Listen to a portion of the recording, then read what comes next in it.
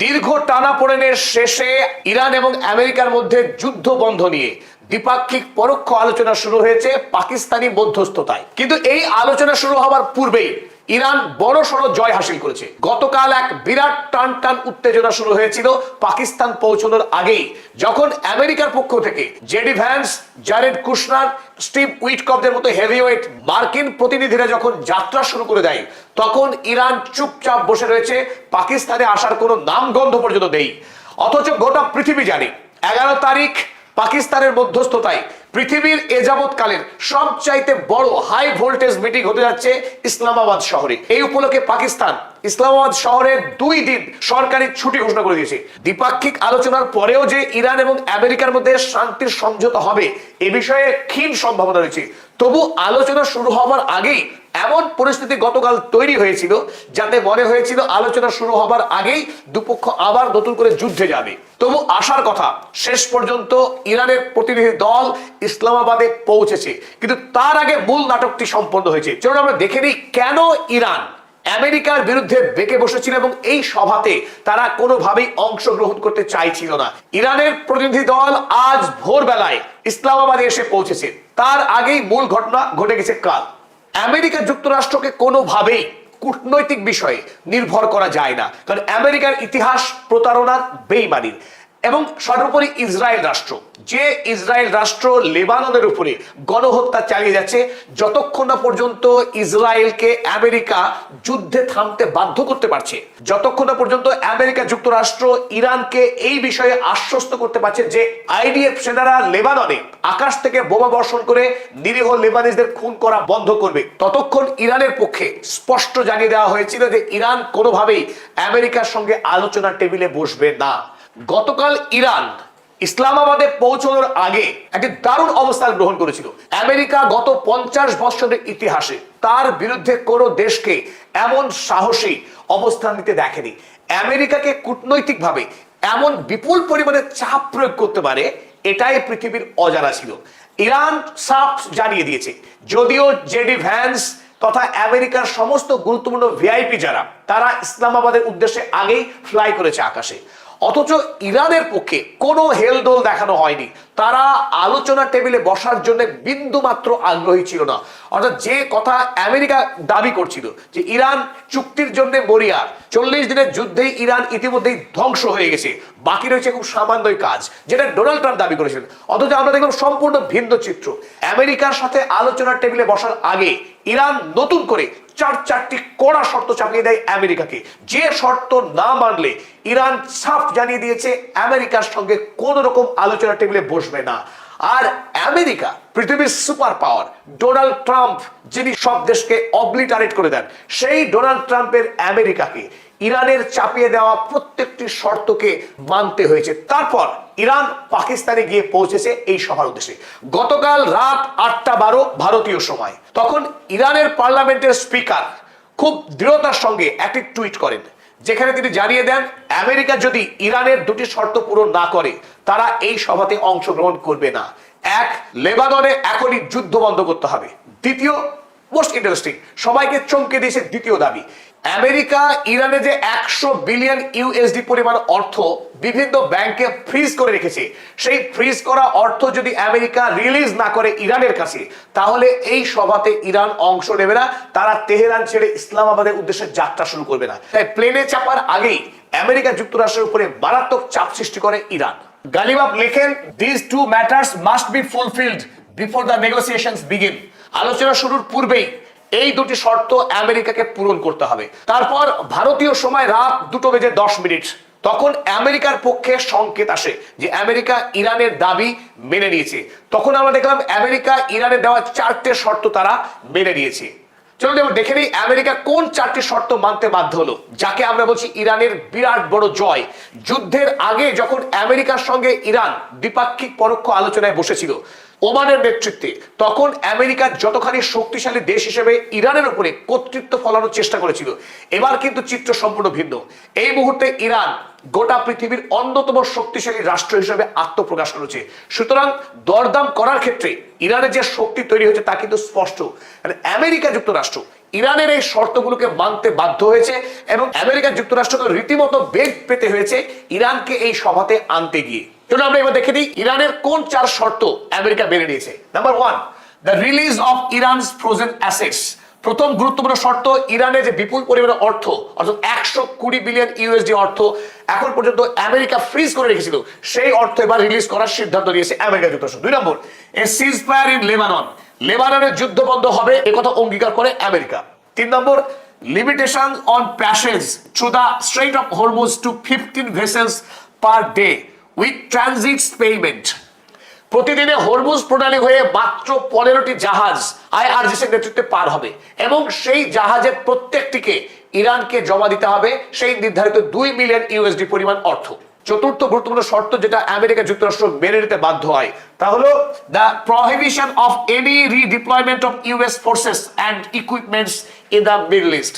মধ্যপ্রাচ্যে নতুন করে আমেরিকা যুক্তরাষ্ট্র সৈন্য প্রেরণ এবং নতুন করে অস্ত্র সামগ্রী পাঠানো, এই 2 ক্ষেত্রেই নিষেধাজ্ঞা লাগিয়ে দিয়েছে ইরান।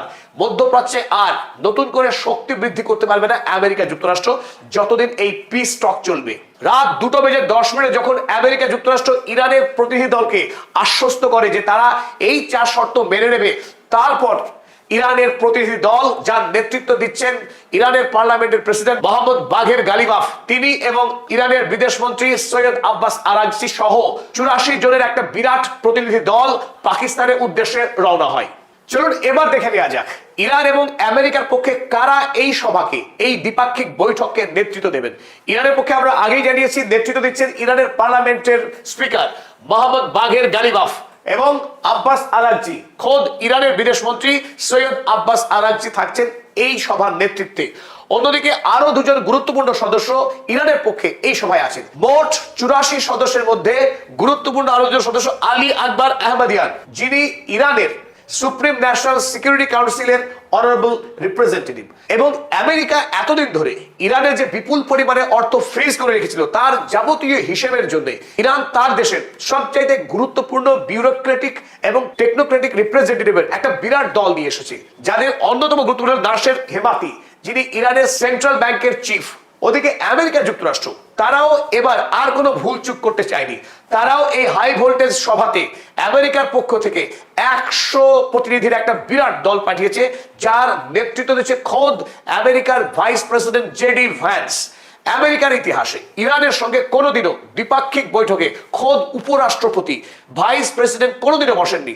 এই প্রথম ডোনাল্ড ট্রাম্প পাঠিয়েছেন জেডি ভ্যান্সকে ইরানের সঙ্গে পিস ডিল করার জন্য।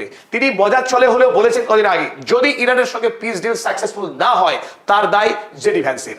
তো জেডি ভ্যান্স অনেক দায়িত্ব নিয়ে, কারণ দেশের অভ্যন্তরে ইতিমধ্যে একটি খবর প্রচার হয়েছে যে জেডি ভ্যান্স তিনি যে কোনো মূল্যে ইরানের সঙ্গে যুদ্ধ থামাতে চাইছেন।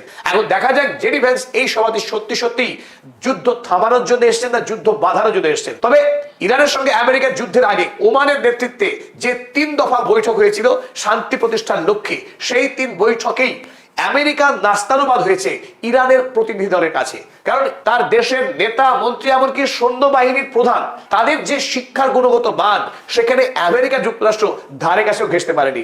সৈয়দ আব্বাস আরাগচি যখন ইংল্যান্ডের বিশ্ববিদ্যালয় থেকে পিএইচডি করে এসেছেন, সেখানে আমেরিকার পক্ষে বৈঠকে প্রতিনিধিত্ব করেছিলেন জারেড কুশনার এবং ডোনাল্ড ট্রাম্পের একান্ত ব্যক্তিগত সচিব স্টিভ উইটকফ। এরা দুজনই হলেন পেশায় বিল্ডার, যারা রিয়েল এস্টেটের ব্যবসায়ী।